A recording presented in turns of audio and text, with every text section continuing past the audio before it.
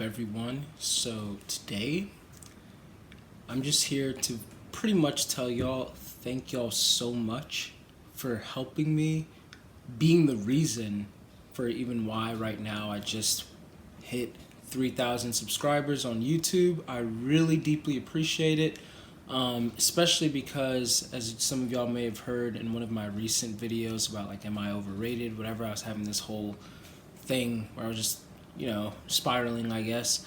I'm really not the type to. I try not to be clickbaity. I try not to box myself in. Like, I don't only want to talk about Myers-Briggs. I don't only want to talk about theology. No, I pretty much try to share myself, like my actual self with you guys. And even when people ask me like, hey, so what's your YouTube channel? I try not to tell them without giving them the disclaimer that my videos do tend to run long. And they're a lot more philosophical and abstract in nature. And so if it's not your cup of tea, it's not a problem to me. But all of that to say that I'm way more focused on the people who are actually, like watching and engaging and commenting and, seeking me out and actually trying to like get to know me and have a conversation with me and have a conversation with the others who are trying to have a conversation with me and, creating this community, than those who are just, which, I appreciate these people as well, where their heart's at, but I also understand that not everything is everybody's cup of tea, no matter how cool you are with that person, and that's fine. I have people in my life who, they're cool with me, they know me in real life, whatever, but, whatever, they don't care about what I have to say, and that's not in a mean way, it's just they can't help that, and I understand that. I'm pretty sure there's a lot of things that I don't really care about what they might be interested in, what they might have to say, and, that's just how life is. But for y'all who actually chose to subscribe, who actually watch many of my videos, most of them, all of them, goodness, all of them, and you comment, you email me, you encourage me, those of you who are in Ponder Palace, and continue to engage and give me ideas and help expand my mind, those of you who interact with me on Instagram and on Twitter especially, again, those of you right here, I really want to say thank y'all so much. I really deeply appreciate it. Those of you who take up my coaching, my goodness. Those of you, like, I've had such amazing profiling sessions with many of you. And I remember when I first started profiling, some of you may already know this story. I had just, gotten my life coaching certificate, or like my life coaching license, and then I started taking profiler training with Personality Hacker, and when I started life coaching and when I started like professionally profiling, then I was gonna charge people $5 an hour, and I had several friends of mine hit me upside the head and help me understand like, hey, I understand that you want to try and help the whole world and everything, but that is selling yourself so short. Like, that is less than minimum wage. And I didn't even see it from that perspective. In my head, I was just thinking like, okay, well, I just want people to know that I'm good at this and that I have a passion for it. And even if you can't pay right now, like, I at least want to help you. I want to introduce you to this. Like, my heart was just for helping the people. But of course, eventually, especially as you grow, I got bills to pay. So it's just like, dang, as long as you know that the quality of your content, the quality of your coaching, the quality of your profiling is up to par, then the people will pay. And you, of course, you negotiate, set up payment plans, whatever that might be. But like at the end of the day, they will appreciate the time that you put into them as long as you put the time into your content and the quality of whatever you have to offer them. And so for these videos and just all of what I am and am continuing to grow into, I just really appreciate y'all rocking with me this far. It means a lot. And 3,000 might not be that many to many people, but to me, I always thought of it as, look, if I was in a room and I had even 100 people sitting down actively wanting to listen to me and hear what I have to say about something and then discuss it with me, that to me alone is awesome. So let alone, even if not all 3,000 of you are like religiously watching my videos, which is just kind of how it always is, you know, it's unrealistic to expect that. The fact that y'all chose to hit the subscribe button, you know, even if it's not 3,000 of you, even if it's, I don't know, bots or whatever, and it's like, that's still like probably a thousand of you are here, you know, and it's just like, wow. Again, I really appreciate it, and I can't say thank you enough. So at this moment, I want to remind y'all that if y'all are interested in a profiling session, you can check out in the description below. I have a whole blog where I describe the offer, what I offer, the services that I offer, as well as the prices. And again, you can email me, Facebook message me, Twitter DM me. Telegram is the place that I live at the most, you know. Just hit me up at either of these sources, and we can even set up a payment plan or whatever that might be. But if y'all want to, you know, y'all can feel free to hit me up over there. Also, feel free to check out my blogs, also in the description below. And also, don't forget to check out my playlists. I think that's a big thing that's probably like overlooked on my channel. I know I make a lot of videos on a lot of different things, but I do try to organize them in a certain way. And my playlists are a big thing. I have videos where I am interviewed in other people's videos and stuff like that, which I'm trying to do more often when I'm asked. And of course, you know, this isn't like, you know, I'm not able to like retweet on here. So the only way that I can kind of let y'all know is by posting like a bulletin, or maybe posting like a trailer like I did recently for an interview that I was in with Susan Storm on the positions for introverted intuition, or, which I think is the most effective, placing a playlist where, you know, videos of other people that I recommend and / or interviews that I've been in. So y'all can definitely check those out. You know, I've been in podcasts, you know, I've been in other people's interviews a lot, and I want you to check out those channels too, because they have a lot of great things that with videos that I'm not even in. But again, today I wanted to do something kind of like special, and actually what I realized was that I've never really told y'all directly like how I got into typology and how I even started, like, you know, doing YouTube and what my goal maybe is. Like, I probably like shed a little bit of light on that in a previous video. I believe it was 300 subscriptions and a vision or something like that.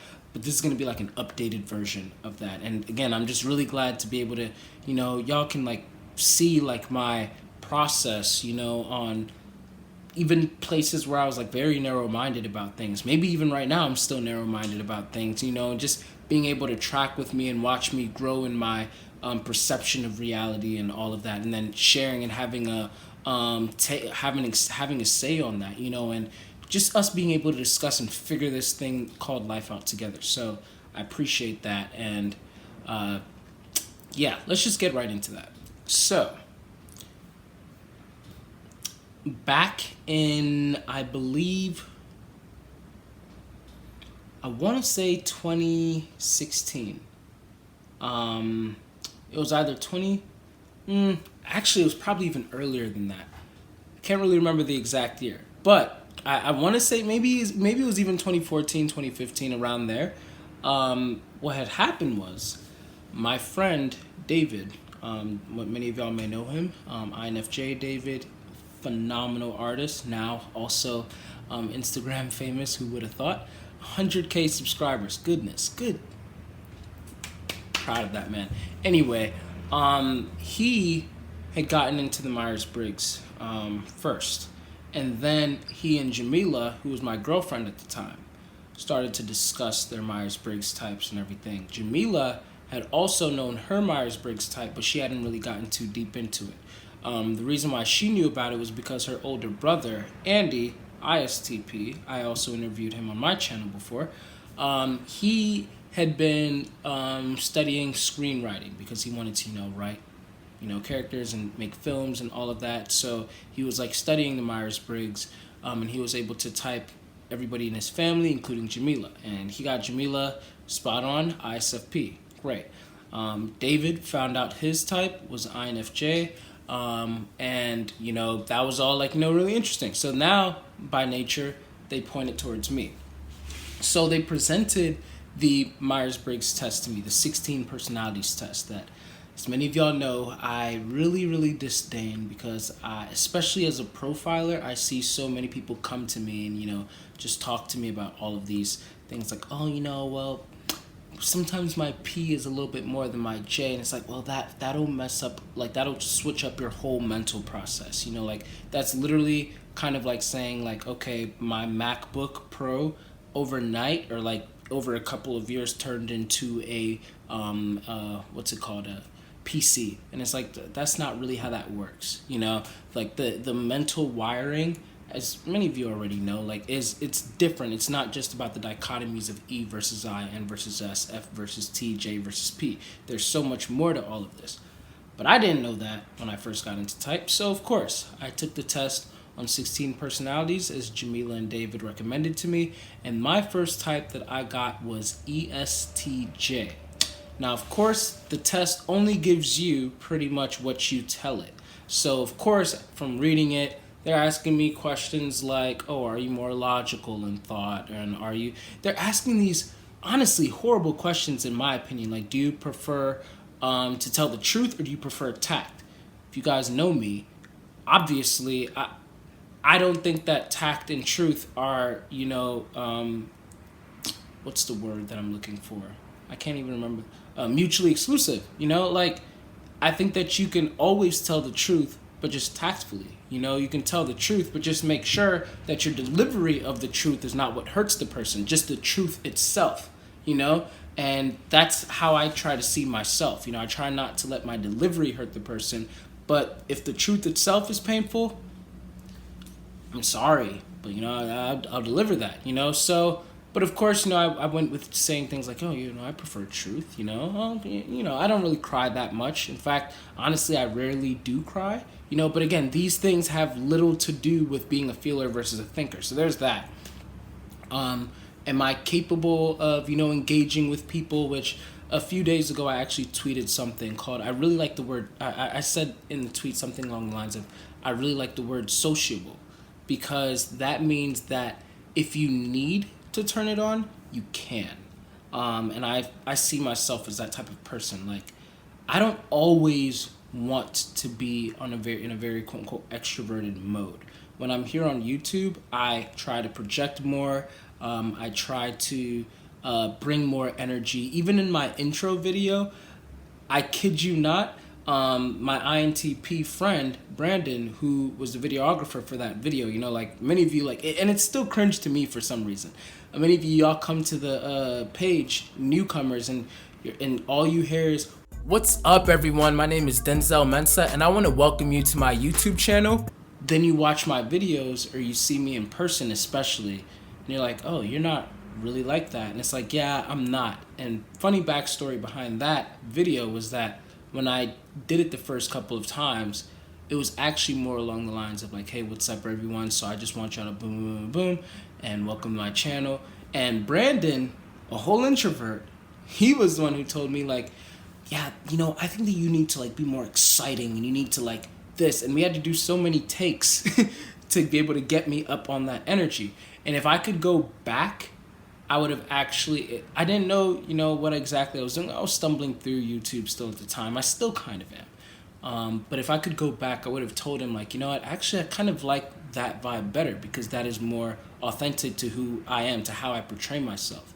I can turn on the higher energy, but it's not who I am most of the time. And I feel like I should present these people with a more consistent view. There's nothing wrong with people who are more energetic in that sense, but I feel like, I just want y'all to know me, the best that y'all can through a YouTube screen, So, all that's backtrack, yeah. E, sure, got that. When it came to S versus N, it was asking stuff like, do you, like, zone out so much? And I don't know, it was just questions that, like, was making it seem like, are you really, like, are you good with common sense and stuff like that? Again, yeah, of course, So I got ESTJ.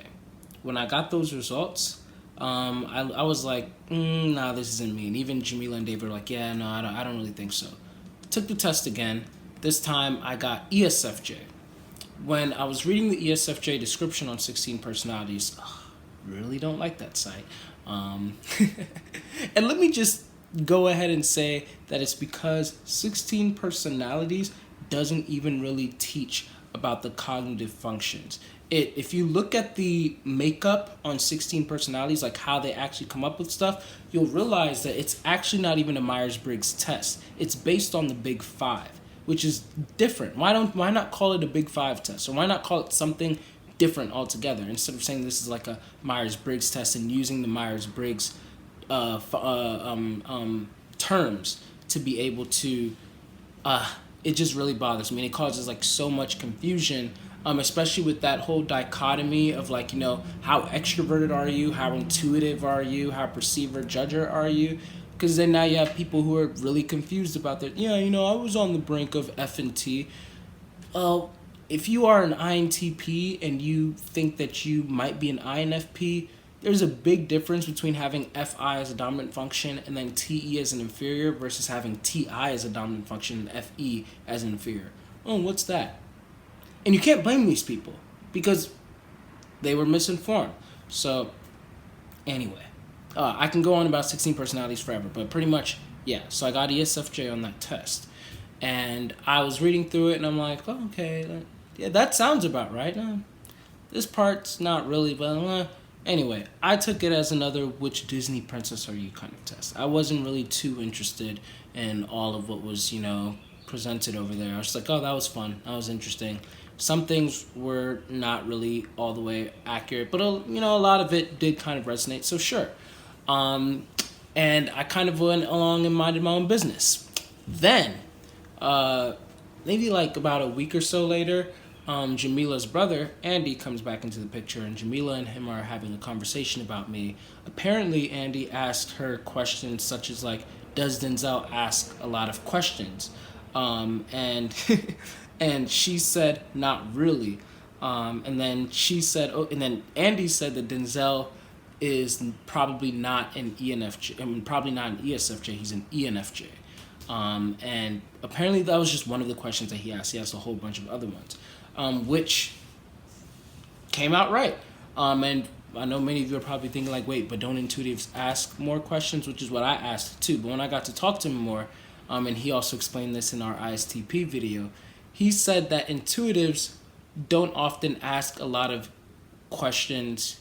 And when he means questions, he means like everyday kind of questions. Like somebody walks home, it's like, oh, you're home now?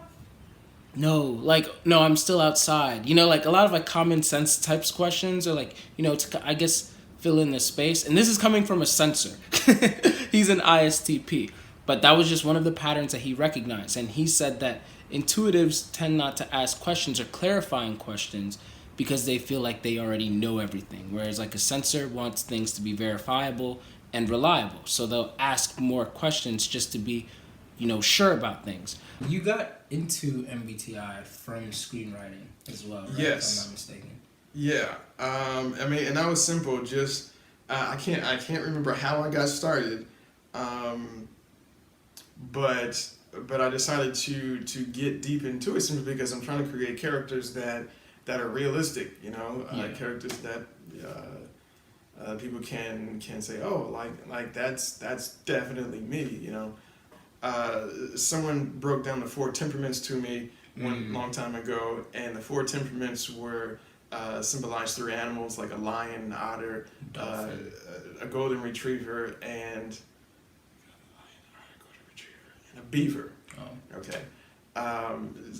Simple, but I was like, okay. And then somehow that led me into 16 personality types, and I was like, yo, this is crazy. So I started to research even more.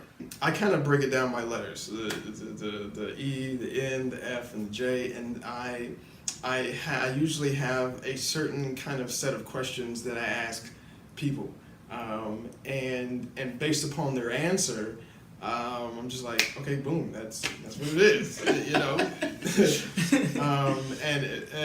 I remember this conversation.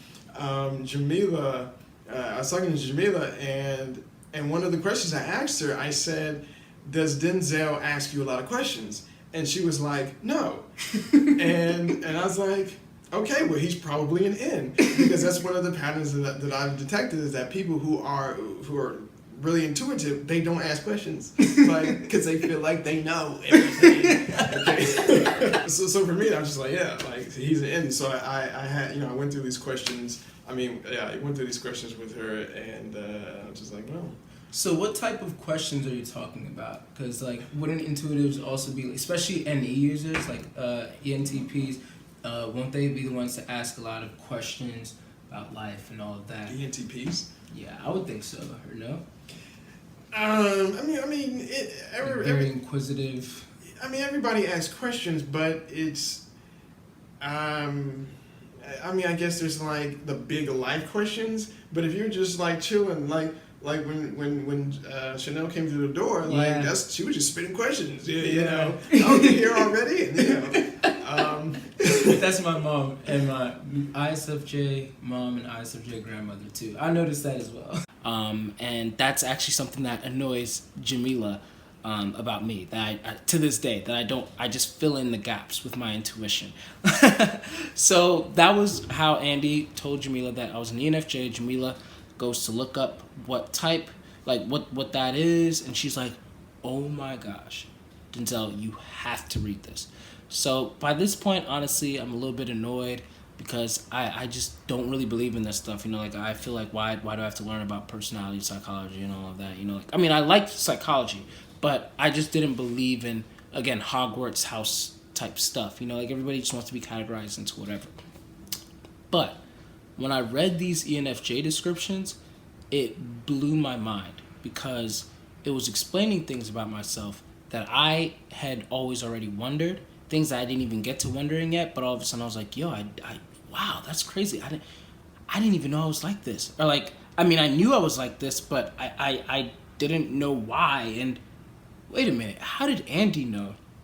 But a test that I took twice wasn't able to tell me what I actually was. And so that's when, I went into the rabbit hole, and I obviously dove a lot deeper than Jamila and Andy did. And I started digging into Dave's superpowers videos. Back then, it's not like how it is right now. I knew the OG Dave's superpowers, where, he wasn't showing his face. He was just a voice that was cussing at you because you didn't know about the cognitive functions. And now he's still, cussing at you because you don't know about cognitive functions, but he's showing his face, and now you can see that he's cussing with a smile on his face. And I did an interview with him. He's a great guy. And yeah, I was learning about all of that from his channel back then.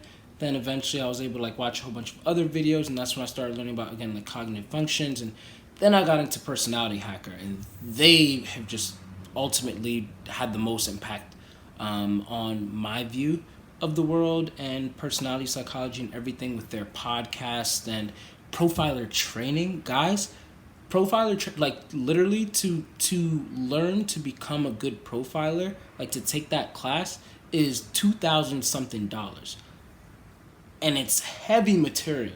Okay, so those of us who went through that profiler training stuff, we were serious, and it's lots of class material. It's rigorous work, writing papers and detailed profiling sessions, and then hopping on Q&As and recalibrating and going to a 5-day live event. So paying even more money to go see them and have intensive, classes and courses, and meeting people of all different types and discussing whoa, I always thought the ENTJs were jerks, but you guys are really cool. Are you sure that you're not an ENFJ?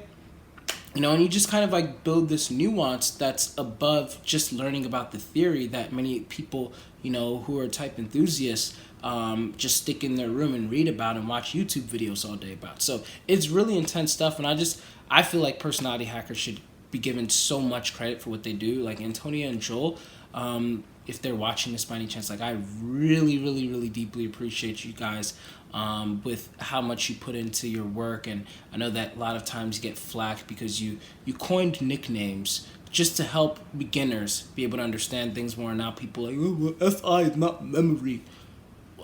trust me, Antonia and Joel of all people know this, okay? But anyway, again, we're moving out of the way with that. So, yeah, I got into profiler training and everything, and obviously I really just dove right on deep into this stuff, and before you know it, I started, making videos.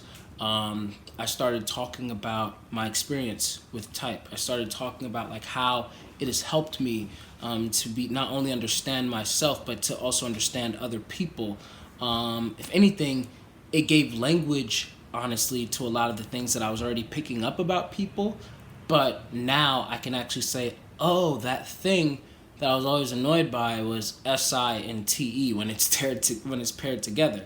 Like, oh, these people that I tend to be very attracted to, those are the SC, FI, FI, SE people. Wow, all right. Oh, those people that I always tend to admire, those tend to be the SITE people or the NITE people. Wow, and it's just like seeing those patterns and being able to see like why they like how they think and adding like language to that and being able to now discuss it in a way that made it like interfaceable, if that's a word. It was just amazing for me. So yeah, I started coming on here, started posting videos about type and just my experience on it and everything. And before you know it, people are commenting on the videos and they're like, yo, like this is great stuff and boom, boom. Like, especially back then, like the only ENFJs that were on YouTube were pretty much me and Megan Lavoda. There was another guy, but he turned out to think that then later on he was ENFP, and then he actually ended up now, as of recent when I spoke to him, he believes that he's an ENTJ, which honestly, and this is no shade toward him, but I just always knew that he wasn't an ENFJ from the beginning. But I feel like it's rude to call out people's type. But yeah, there was just something that I was like, I don't know. And I never commented on any of his stuff like, yeah, you're not really an ENFJ. I just kind of thought to myself, like, I don't know. I feel like that's probably not his best fit type. And it wasn't an insult. There's no type that's better than the other. I always, oh gosh, there's a bee. I hate bees.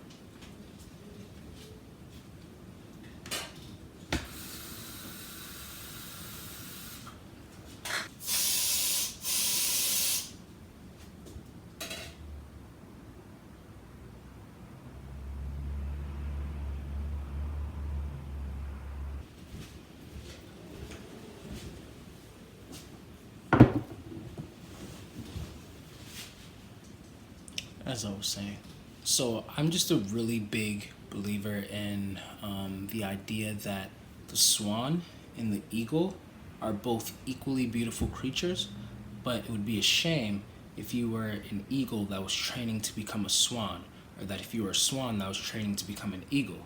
So in the same sense, all 16 personalities, even if we might have our preferences, they're all equally great. No matter how rare or unrare your type is, they're all still great. And so the reason why I'm just so bent on people like knowing their accurate type is not because of some, prideful thing or anything, but it's just because like, no, but you're missing out on what you actually are. Like if I always thought that I was an ESTJ or an ESFJ, it wouldn't have helped me as much to be able to really understand why I am the way that I am. Even with Enneagram. I used to think that I was a 2, a social 2, and then all of a sudden people started like making me feel like, okay, maybe I was a 3, and I'm like, okay, maybe I'm that, but I don't know. Then I get profiled, as y'all saw in my profiling session or my video, my Enneagram journey, that audio of my profiling session, where I found out for the first time that I was a 9. I never expected that, and it made so much sense. And I didn't even really like Enneagram before then, but then when I found out which type that I actually was, it was like, whoa. Same thing with Myers-Briggs. When I thought that I was an ESTJ, wasn't interested. When I thought I was an ESFJ, also wasn't interested. Found out I was an ENFJ. Whoa. And it's not just because ENFJ quote unquote sounded cooler or anything. It's just what was what resonated best with me. So yeah, I was really a big proponent for. I've always been a big proponent for knowing your accurate type. So yeah, back to the story at hand.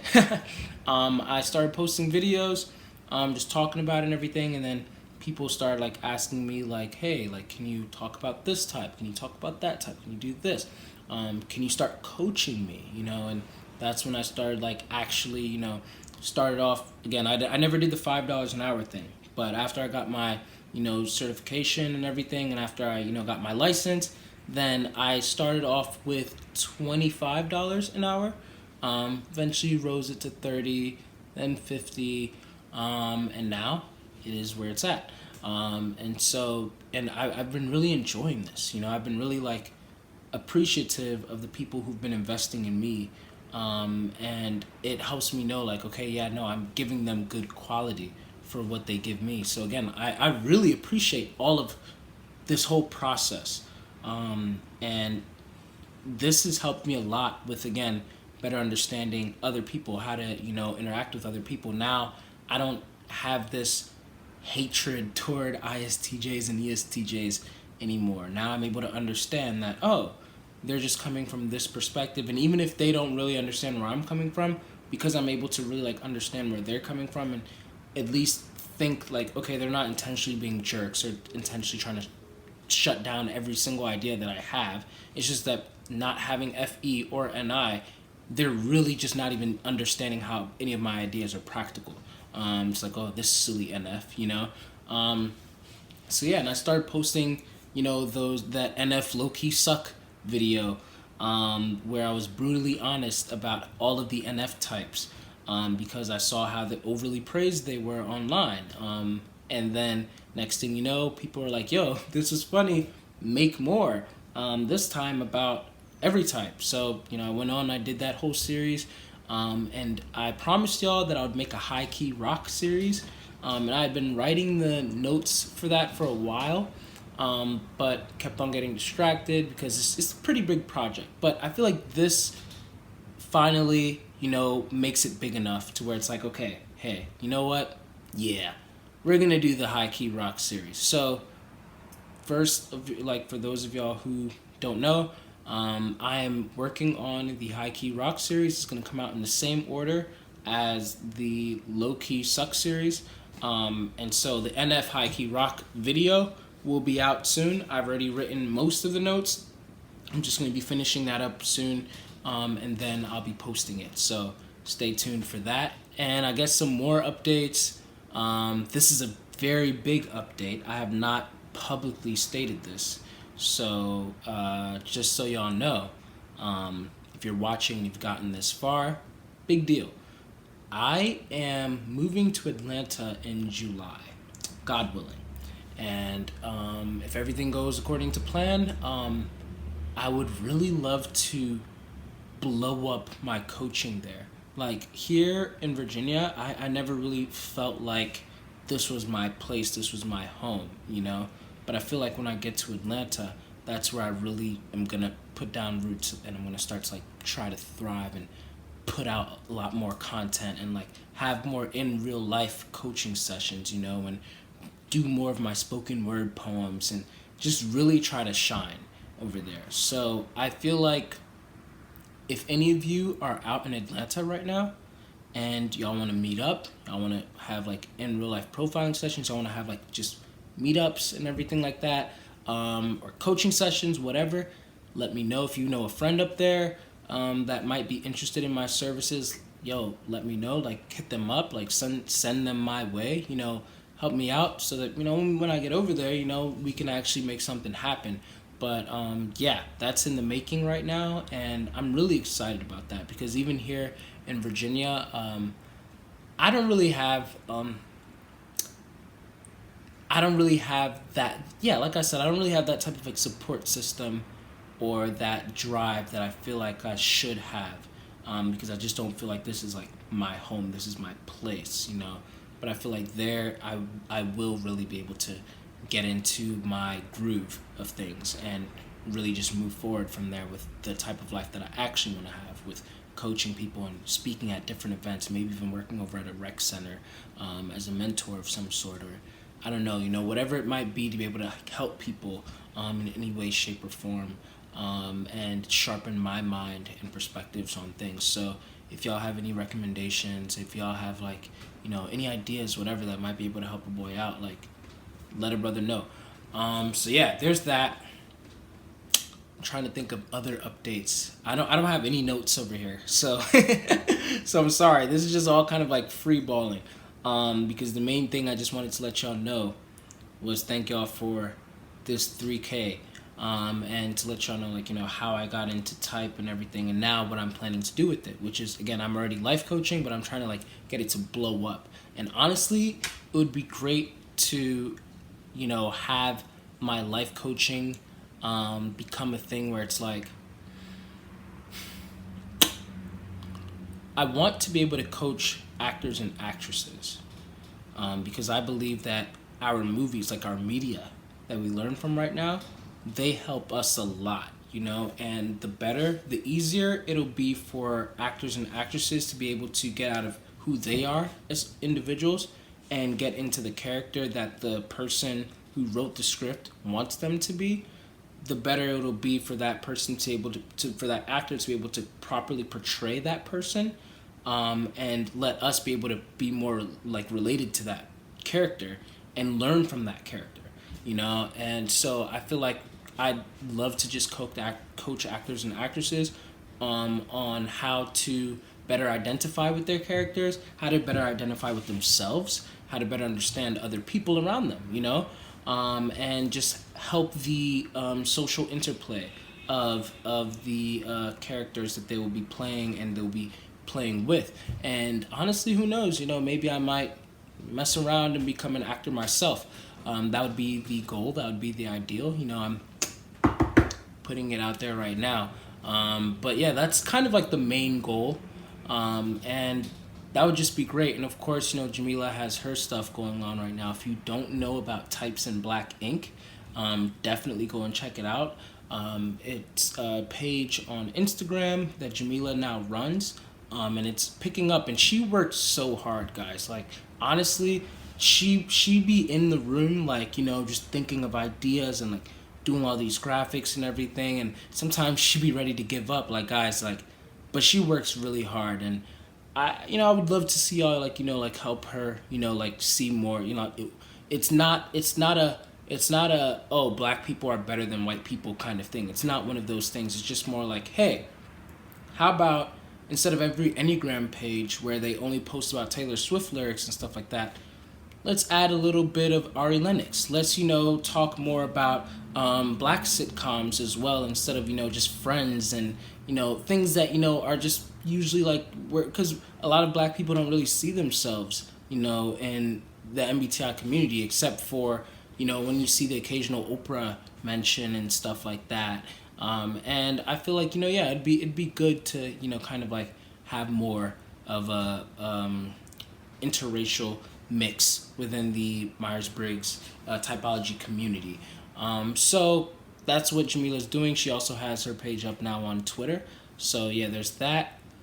And yeah, if you guys don't know about Ponder Palace, check out my video on it. Y'all are still welcome to join, no matter what time you're watching this. It's still up and thriving, and it's amazing. We have a great group of people over there, and you can always mute it. But we're constantly talking in there, discussing a whole bunch of things, not just type, but anything. And they're so nice. There's not been any conflict in there, and we're able, even when we have disagreements, we're able to handle them maturely. It's been great. If you want to be a part of Ponder Palace, then a part of Ponder Palace, which now also has different branches. We have Poetry Palace, where we have poetry prompts. Goodness, all the P's. Speaking of P's, it's the perceivers, by the way, that really just keep that chat going. But anyway, if you want to be part of, Poetry Palace, where we have prompts for our poetry that we share and discuss with each other, and then we have Painter Palace, where we share art that we either create or that we have seen, and we share and discuss that, and there's other branches that are, soon to come. Let me know. Hit me up, and it's all in the Telegram app. And I'll definitely, send you a link. I don't want to put the link in the description for just anybody to join. There is kind of like a low-key vetting process, because I want to make sure that, I feel like if you're able to actually jump the loop to message me and be like, hey, Denzel, my name is so-and-so, I do want to be a part of Ponder Palace, then I can trust that you actually want to be part of this inner circle, because I do give them a lot of my time. And they are huge supporters of mine.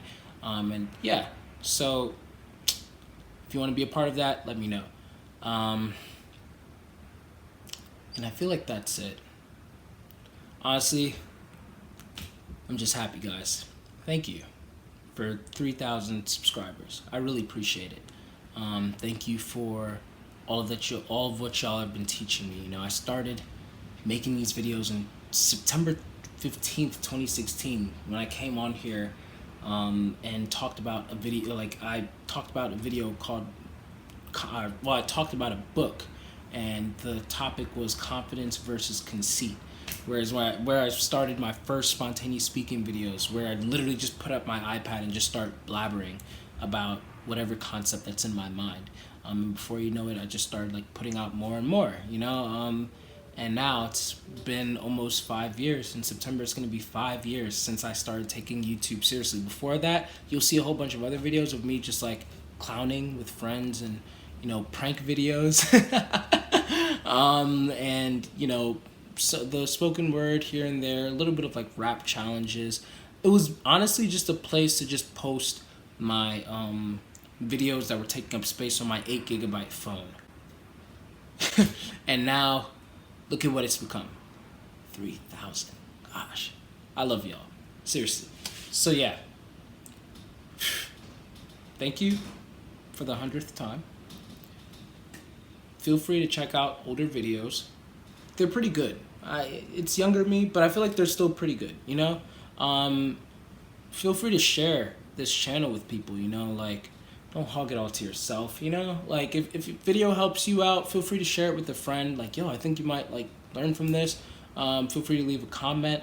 I do honestly try to get back to all the comments. I really want to be that guy that I can actually communicate with you guys, and I'm hoping that especially when I get to Atlanta, things will just be easier. I'll have a more consistent, job and everything in that sense. And I'll just be able to dedicate even a frame or a day of time to just go through YouTube comments, because I really do appreciate you guys a lot. And yeah, but a lot of things are in the making, more collabs. I got that High Key Rock series coming out, got more interviews, all of that. So again, thank you for watching. Thank you for subbing. Deeply appreciate y'all.